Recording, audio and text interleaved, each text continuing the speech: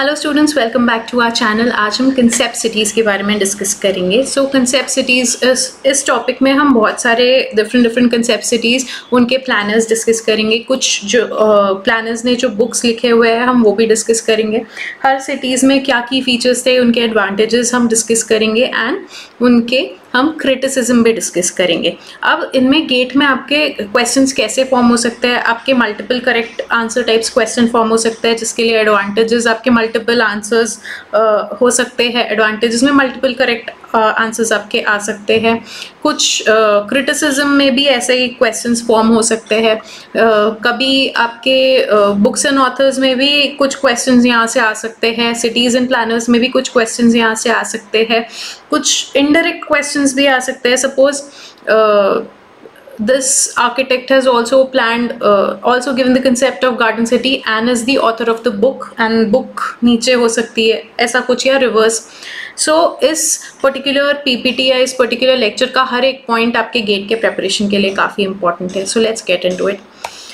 So what are concept cities? Concept cities are basically theoretical या visionary cities या उनके plans जो organically cities grow नहीं कर रही है, जो प्लान्ड फॉर्म में एक कंसेप्ट लेकर के जो सिटीज़ ग्रो कर रही हैं, दीज आर कंसेप्ट सिटीज़। उनके पर्पस हैं to basically solve your urban problems that we face in our day to day life, या फिर उस समय जो उन्हें लगती थी कि हमें सिटी में ये प्रॉब्लम्स हम फेस कर रहे हैं and we should not be facing such problems. उनके लिए क्या आर्किटेक्चर या प्लानिंग मेजर्स हम ले सकते हैं, those measures are included over here in the plan. And they wanted to create an ideal living environment या ideal city environment, and they also aimed at creating a balance between functionality, aesthetics and society, obviously. So this is a list of all the concept cities that we have. Some of them we'll be discussing today and some of them I would be asking you guys to throw a light on it. So the first one is utopia. Utopia is a concept given by Sir Thomas More. You can note it down. Thomas More ने इसका concept दिया था symmetry, order and defense के ऊपर इन्होंने city plan करी थी। So इनका main idea was to create an island या a pod that is self sufficient. We'll discuss everything in the coming slides. An imaginary island society described as an ideal community focuses on social, political and urban order. तो main features जो हैं इसमें हमने Thomas sir ने यहाँ पे 54 cities propose करी थी। एक ग्रुप में 54 पॉड्स या 54 islands which are interconnected to each other. हर पॉड में 6000 हाउस होल्ड्स की पॉपुलेशन थी। Please note it down carefully. इस पे भी एक क्वेश्चन बन चुका है कि garden city was planned for how many peoples and how many population at that time. क्या सोच करके उन्होंने पॉपुलेशन वो सिटी प्लान करी थी। This was one of the question. So आप हर सिटी के लिए ये भी नोट कर लीजिए। सो 6000 हाउस होल्ड्स की पॉपुलेशन सर थॉमस मोर ने अपने माइंड में रखी हुई थी। Houses were arranged around a broad symmetrical street. एक सिमेट्रिकल उन्होंने स्ट्रीट ले ली एंड उसके अलॉन्ग उन्होंने हाउसेज प्लेस करे। हर घर के पीछे में they had garden, agriculture integrated with urban life. हर घर में उनका एग्रीकल्चर के लिए स्पेस उन्होंने प्रोवाइड करा हुआ था। Public spaces emphasise more than private luxury. उन्होंने public spaces, common spaces like जो outer ring of the island है दैट इज योर पब्लिक या फिर एग्रीकल्चर स्पेस उन्होंने डिज़ाइन करा हुआ था। सो दैट एनीवे आइलैंड है तो सिटी तो स्प्रॉल आउट कर भी नहीं सकती, but it acts as a barrier also. Each pod was connected to each other through roads maybe, या फिर शिप से आप शिप से आप ट्रैवल कर सकते हो from one pod to the other. अब सिटी कैसे प्लान हो रही है? हर सिटी के अंदर उन्होंने ग्रिड बेस्ड स्ट्रीट्स ले ली है। पहले आपने एक आइलैंड लिया, उसमें ग्रिड बेस्ड स्ट्रीट्स ले ली, यूनिफॉर्म हाउसेज ले लिए, कोई भी बड़े छोटे घर नहीं लिए, यूनिफॉर्म हाउसिंग है ऑर्डर एंड इक्वालिटी के लिए। अभी सेंटर में मार्केट स्क्वायर है एंड पब्लिक हॉल है कलेक्टिव लाइफ के लिए। आपने सबसे पहले पब्लिक सेंट्रल मार्केट स्क्वायर या कॉन्ग्रीगेशन स्पेसेस ले लिए. उसके बाद में you have your houses, public gardens या फार्मलैंड सराउंडिंग द सिटी. या इससे आपकी सिटी बन जा रही है सेल्फ सफिशिएंट. अपने आप ही आप हर सिटी में एग्रीकल्चर ग्रो कर रहे हो, आपका उस सिटी के फार्म्स वहीं पर ही हैं. हाउसिंग जो है आपकी स्टैंडर्डाइज्ड ड्वेलिंग है, कोई ऑर्नामेंटेशन नहीं है, कुछ भी नहीं है. एक ड्वेलिंग आपने क्रिएट कर ली, एक यूनिट आपने क्रिएट कर लिया, वैसे यूनिट्स आपने रिपीट कर लिए. हर एक फैमिली को क्या करना है, वो रोटेट करते रहेंगे घर में. तो सबसे पहले मैं घर एक हाउस नंबर ए में मैंने रहना स्टार्ट किया, 10 ईयर्स में हाउस नंबर बी में मेरे रहने लगी, फिर 20 ईयर्स में मैं हाउस नंबर 3 में रहने लग गई, and like that I would be rotating in the entire city. फिर इंफ्रास्ट्रक्चर कैसे होगा, एम्फसाइज करा था उन्होंने क्लीन सिटीज, क्लीन स्ट्रीट्स कैसे रखने हैं, public baths and common kitchen so that आपका वेस्टेज कम से कम हो. कॉमन किचन्स होने से आपका कोई भी आपके रिसोर्सेज बचते हैं. Everyone contributes to agriculture and trade. This was the proposed diagram या proposed sketch of your utopian city. So the next concept is garden city. Ebenezer Howard, Sir Ebenezer Howard ने अपनी बुक में propose किया था Tomorrow a Peaceful Path to Real Reform. This was the book. उसको उन्होंने rewrite करके he named it Garden Cities of Tomorrow. Aim to combine the best of city life, job, culture and services and the best of countryside also. Fresh air भी है, greenery भी है, job भी है, culture भी है, services भी है, सब कुछ मिल जाए एक साथ. ऐसा कुछ सर एबेनेजर हावर्ड ने गार्डन सिटी के टाइम पे सोचा था. सेल्फ कंटेन्ड होगी, planned community surrounded by a green belt. जो आउटर रिंग्स हैं वहाँ पे ग्रीन बेल्ट है, जैसा कि हमने पहले भी देखा था यूटोपिया में भी. वैसे ही अभी भी ग्रीन बेल्ट्स आउटर रिंग पे है, सेल्फ कंटेन्ड है. पॉपुलेशन यहाँ पे है 30,000 to 32,000 residents, that was households and this is residents. Land ownership held in trust, profit री इन्वेस्टेड फॉर पब्लिक गुड्स. जो भी प्रॉफिट हो रहा है वो पब्लिक गुड के लिए ही री इन्वेस्ट हो रहा है. अर्बन लेआउट, सेंट्रल कोर जो है, सेंट्रल कोर में सबसे पहले आपकी सिविक बिल्डिंग्स आ गई. सिविक आपके टाउन हॉल आ गया, आपकी library, theatre, everything that is that is called civic building. Central parks, ये सब कुछ सबसे सेंटर में. फिर उसके बाहर वाली रिंग में आपका कल्चरल, आपके शॉपिंग या फिर आपकी इंडस्ट्रियल इंस्टीट्यूशनल बिल्डिंग्स, ऐसा सब कुछ आपके सेकेंड रिंग में आए. उसके बाद आपके मिडिल रिंग में आया आपके हाउसेज एंड आपके स्कूल्स जो आपके पास में होने चाहिए थे. And everything is at a distance that is walkable. अभी उसके बाहर वाली जो रिंग है उसमें आपका एग्रीकल्चर लैंड आ गया. एंड सो दैट ये पूरा एक जो पॉड है वो उसमें ही कंटेन्ड रहे. अभी जब इसमें पॉपुलेशन बढ़ेगी, so this does not sprawl out. जब इसमें पॉपुलेशन बढ़ेगी तो नेक्स्ट पॉड में जाएगी वो एक जो न्यू फैमिली जनरेट होगी. ट्रांसपोर्टेशन रहेगी, जो transportation inside this pod you do not need a vehicle. अभी इससे जब आपको बाहर जाना है तो फिर आप कनेक्ट कर रहे हो बाहर वाली रोड से पेरिफेरली, या तो एक रोड टू रोड आप दूसरे सिटी में आप दूसरे पॉड में जा सकते हो, या फिर थ्रू रेल आप दूसरे पॉड में जा सकते हो, और सिटी के अंदर आपको वॉक ही करना है. सो फीचर्स जो है मिक्स ऑफ यूजेस, सारे यूजेस आ गए आपके. बैलेंस है, work life balance, because everything is walkable. Work life balance एक बन जा रहा है. ग्रीन बेल्ट्स है that controls and prevents expansion, that controls expansion and preserves farmlands. Decentralization है, everything is located centrally in one city, one pod, but her pod की एक speciality अलग है. सपोज एक पॉड मैंने मेडिकल का बना दिया तो सारे मेडिकल रिलेटेड लोग एक पॉड में रह रहे हैं. अभी इंजीनियरिंग रिलेटेड लोग दूसरे पॉड में रह रहे हैं. अब ये डिसेंट्रलाइज हो गया, किसी भी फैक्टर पर डिपेंडेंट हमारा डिसेंट्रलाइजेशन हो गया. अब क्रिटिसिज्म क्या हुआ, it is not financially sustainable, because अब आपको मेडिकल की भी ज़रूरत है, आपको इंजीनियर्स की भी ज़रूरत है, आपको डॉक्टर्स की भी ज़रूरत है, आपको इंजीनियर्स की भी ज़रूरत है.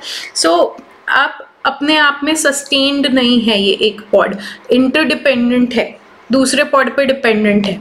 So that was one of the criticism. फिर सम बिकेम कम्यूटर टाउन्स। अब सपोज एक पूरा पॉड जो है वो डॉक्टर्स का पॉड बन गया, अब उसमें किसी एक का जो ऑफस्प्रिंग है, जो बच्चा है, वो इंजीनियर बन गया सपोज, तो that child has to commute to the other end, that child has to commute to the other town, and it was over idealized।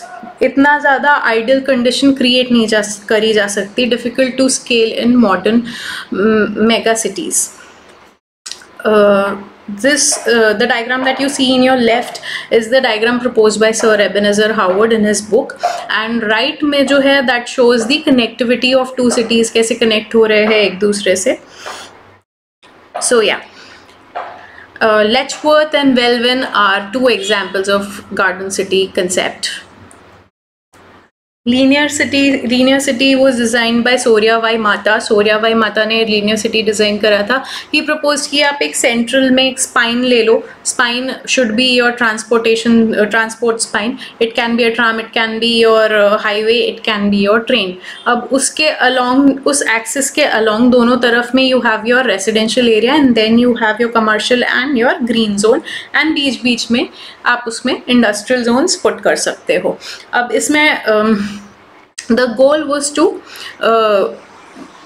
make movement efficient and avoid congestion। अगर मैं centre में सारा important चीज़ें डाल दूँ and उसके बार residential area डालते जाऊँ तो सेंटर एरिया में बहुत ज़्यादा कंजेशन हो जाता है, एंड उसे अवॉइड करने के लिए एक लीनियर कंसेप्ट दिया था सर सूर्या वाई माटा ने। अब गेट में इसमें क्या कंफ्यूजन क्रिएट किया जा सकता है, गेट में इसका प्लानर में कंफ्यूजन क्रिएट किया जा सकता है। जो प्लानर है सर आर्टूरो सूर्या वाई माटा, उनका सिर्फ सूर्या वाई माटा कॉमन रख के जो फर्स्ट नेम है उसमें खेला जा सकता है, कंफ्यूजन क्रिएट कर सकता है गेट मल्टीपल ऑप्शंस दे करके। सो आप इसमें शॉर्टकट मत मारिएगा प्लीज़, आप इसमें आर्टूरो सूर्या वाई माटा पूरा लर्न करना होगा आपको for gate.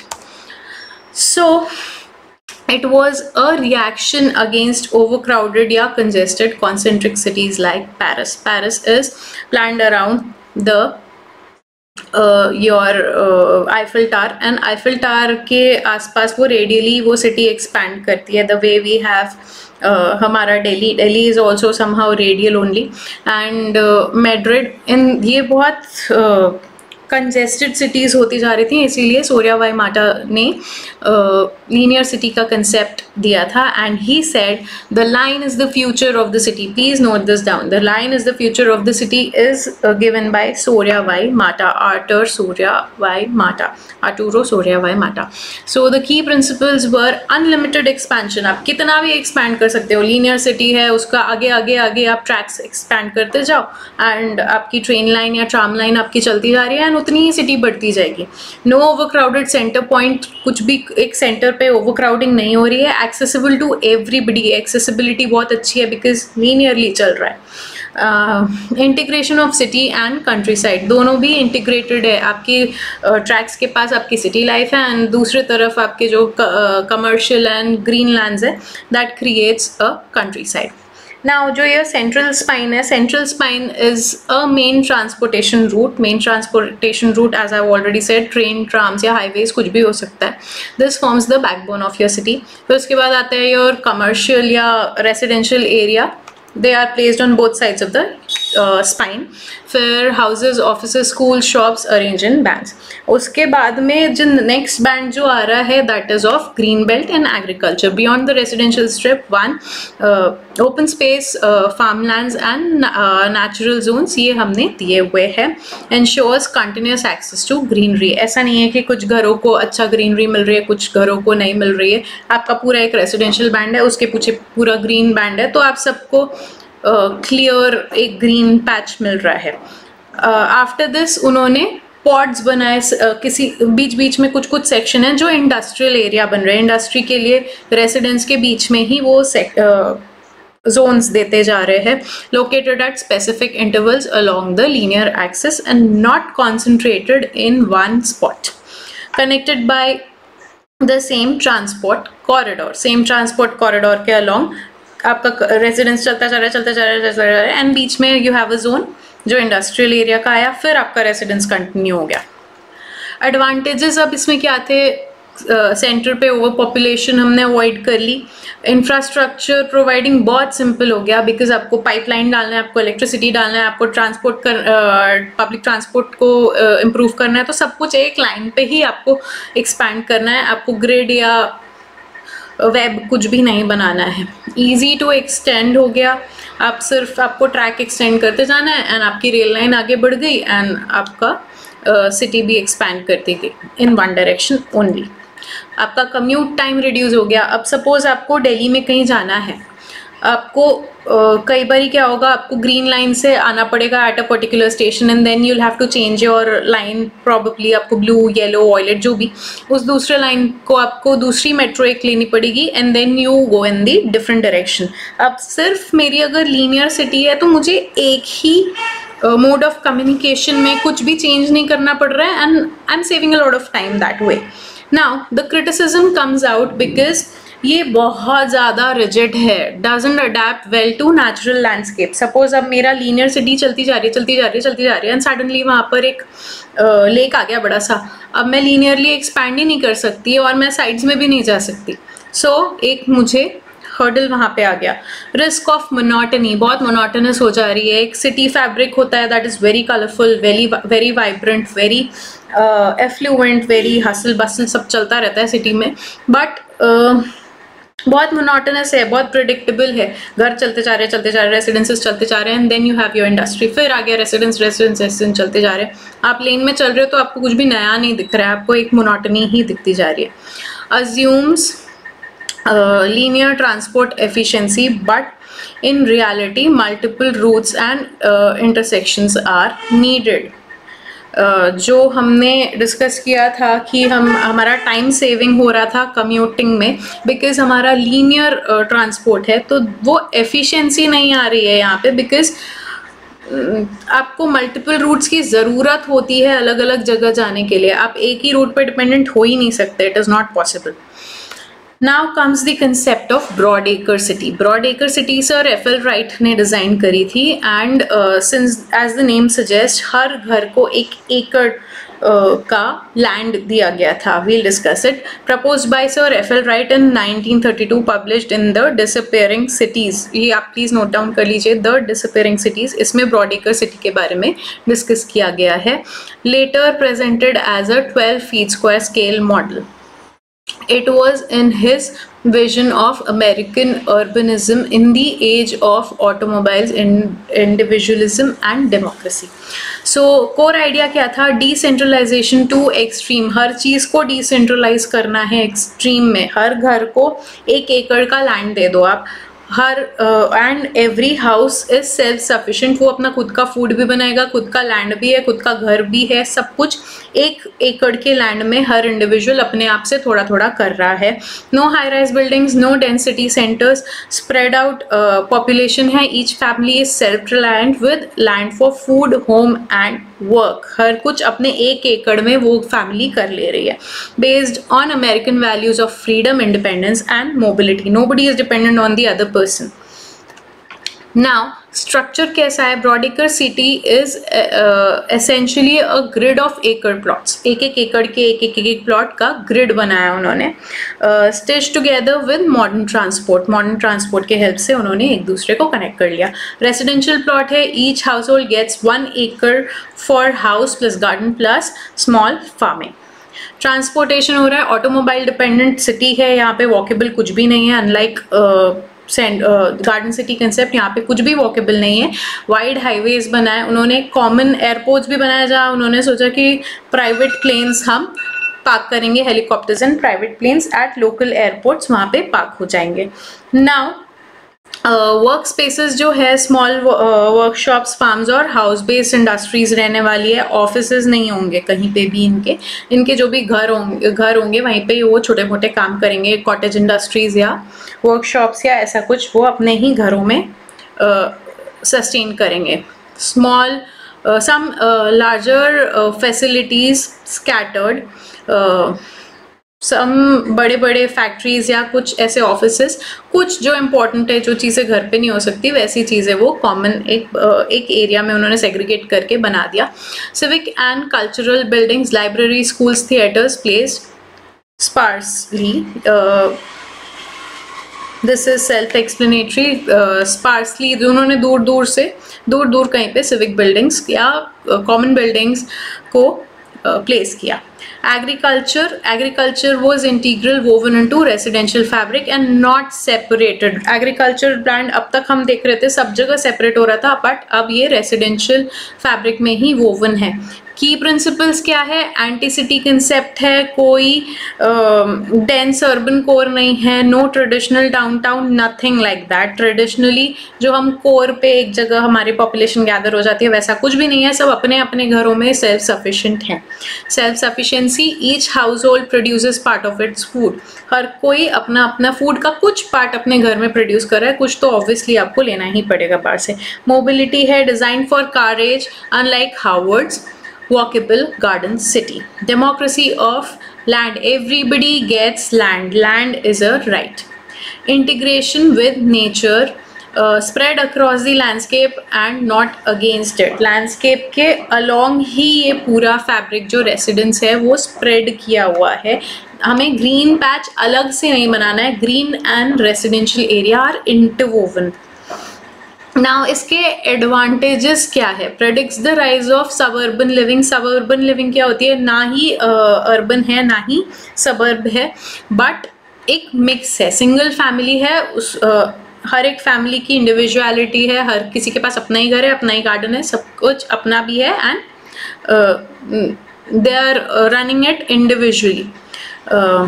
Forces car oriented planning and disperse work space. अब वर्क स्पेस उनका अपने अपने घरों में ही वर्क स्पेस भी है, एंड कुछ लोगों का कुछ कॉमन वर्क स्पेस, कुछ कॉमन फैक्ट्रीज या ऑफिसेस में भी वर्क है, but majorly car oriented planning है. बट सबका अपने अपने घरों में अपना एग्रीकल्चर और सारा कुछ अपने एक एकड़ में ही सब कुछ है. Emphasises land ownership and individual freedom. सबको फ्रीडम है, भैया आज मुझे गेहूँ इस बार उगाना है तो मैं गेहूँ उगाऊंगा, नोबडी कैन स्टॉप मी. मेरी ओनरशिप है, मेरा ही सब कुछ है. Integrates technology, car, aeroplane, telecommunication, everything. अब क्रिटिसिज्म क्यों हुआ? इसका स्प्रॉल बहुत ज़्यादा, इसका स्प्रॉल बहुत ही डिफिकल्ट है. 1 एकड़ giving to every family is very difficult task. अभी आप इंडियन कंटेक्स्ट में देखो, जब भी आप मुंबई की पॉपुलेशन या दिल्ली की पॉपुलेशन देखोगे तो यू विल नो कि गिविंग 1 एकड़ to 1 family is just not possible. इतना ज़्यादा पॉसिबल नहीं हो सकता. कार डिपेंडेंसी बहुत ज़्यादा है. पब्लिक ट्रांसपोर्ट को बहुत कम इम्पोर्टेंस दी गई है. पब्लिक ट्रांसपोर्ट ऐसी कंडीशन में पॉसिबल ही नहीं है. Isolation reduces communal city life. Communal city life जो है उसको बहुत ही दबा दिया गया है यहाँ पर, बिकॉज हर चीज़ को आप अपने ही प्लॉट पे कम्प्लीटली रखना चाहते हो. खुद ही काम करना है, खुद ही फूड उगाना है, खुद ही अपना रहना है, तो सोसाइटी वाली एक फील जो है वो बहुत रिड्यूस हो गई है. Ecological issues destroys landscape if universally applied. Self explanatory point है. Seen as utopian and impractical. ये बहुत ही इम्प्रैक्टिकली इसे बोला गया कि बहुत ही इम्प्रैक्टिकल आइडिया है, but deeply influential. This was the proposed diagram as you can see. हर एक घर को उतना उन्होंने एरिया दे दिया है, and everybody is getting equal area, and common areas उन्होंने जो पब्लिक गार्डन्स है या मार्केट्स है, पब्लिक बिल्डिंग्स है, ये सारी चीज़ें उन्होंने कुछ एरियाज में उन्होंने रखे हुए हैं, which can be access through cars, because grid iron में सारा सब कुछ है. Now radiant city was proposed by Sir Le Corbusier, designed by Le Corbusier in 1930, published in La Villa Reduce. Successor to his earlier version, Ville Contemporaine. Created in response to industrialization, urban crowding, and the need for a modernist, rational, hygienic city. A city designed for machine age, based on order, rationality, and function. High-rise residential tower, wide green spaces, and separation of function. Goal was an efficient, clean, vertical city. Goal was efficient, clean and vertical city. This is the key point. You can note it down. Compared to messy, congested and traditional towns. Now, सबसे पहले इसका structure कैसा है. Residential zone है. Residential zone, फिर residential zone में उन्होंने toll sky scrapers propose करे. सबसे पहले स्काई स्क्रेपर्स यहीं प्रपोज थे. इससे पहले सब जगह इंडिविजुअल हाउसेस प्रपोज्ड हैं.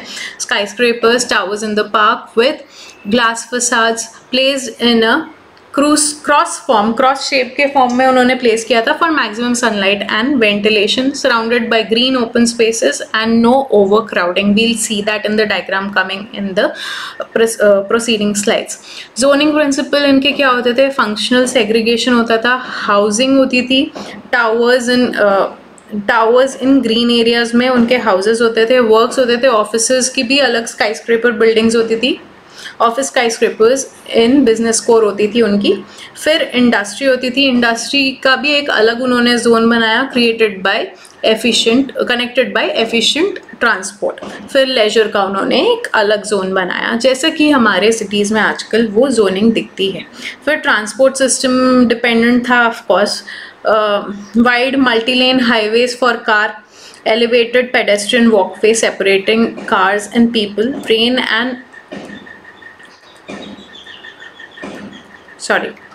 Rail and airport connection is integrated. जैसे कि आजकल की हमारी सिटीज़ होती है, बेसिकली वही चीज़ आप विजुअलाइज कर सकते हो फॉर रेडियंट सिटी.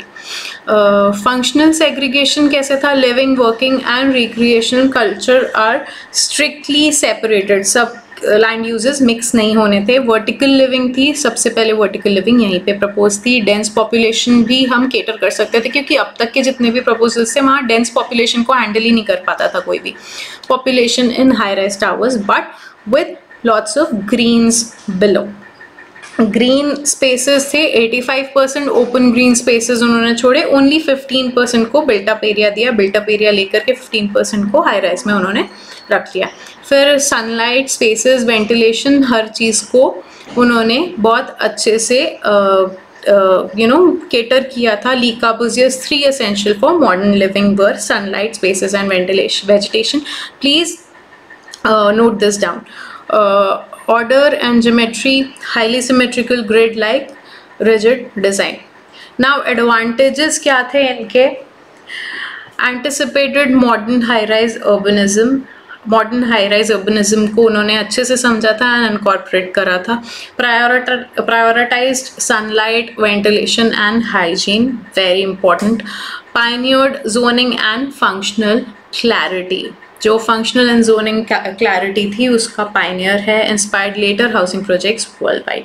क्रिटिसाइज ये क्यों हुआ? बहुत रिजिड हो रहा था, अथॉरिटेरियन हो रहा था एंड सेंट्रलाइज्ड हो रहा था. रिड्यूस्ड ह्यूमन स्केल या स्ट्रीट लाइफ या स्पॉन्टेनिटी. बहुत ज़्यादा हाई राइज हो रहा है तो ह्यूमन स्केल से वो बहुत बड़े बड़े बिल्डिंग्स, जैसे कि आज की मॉडर्न सिटीज़ में आप देख सकते हैं, वैसा कुछ ह्यूमन स्केल से बहुत बड़े बड़े बिल्डिंग्स हो रहे थे which were not acceptable back then. But later on आज हम देख ही सकते हैं कि हर जगह वो चीज़ होती है. Produced monotonous impersonal housing blocks. Personal touch नहीं है because it is a repetitive block. Personal touch कैसे आएगा जब आप एक मॉडल बना करके रिपीट कर रहे हो? तो बहुत मोनोटोनस होता जा रहा है. Influenced post war housing projects like Brute your ego in US that failed socially, seen as utopian but socially disconnected. So आप इस डायग्राम में देख सकते हैं कि इन्होंने सेंटर में जो रेसिडेंशियल एरिया दिया है क्रॉस में दिए हुए, क्रॉस में एंड मल्टी फ्लोर्स है, मल्टी लेयर्स है. So that it can cater to a huge population. This was suggested by Sir Le Corbusier. So that's all for today, friends. Thank you everybody for attending this lecture. Now I would suggest अगर आपको हमारा lecture helpful लग रहा है तो please do like, share and subscribe. Thanks a lot.